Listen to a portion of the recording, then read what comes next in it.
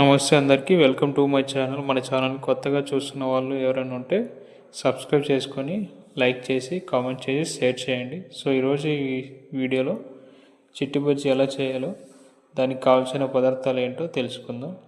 చిట్టి బజ్జీ కావాల్సిన పదార్థాలు శనగపిండి, ఆనియన్స్, పచ్చిమిర్చి, సోడా పొడి, సో అలాగే ఆయిల్ని బాయిల్ చేసుకొని కలుపుకున్న మిశ్రమాన్ని ఆయిల్లోకి వేసుకొని బాయిల్ అయ్యేదాకా బ్రౌన్ కలర్ వచ్చేదాకా నీట్గా హై ఫ్లేమ్లో పెట్టుకొని వేయించుకోవాలి.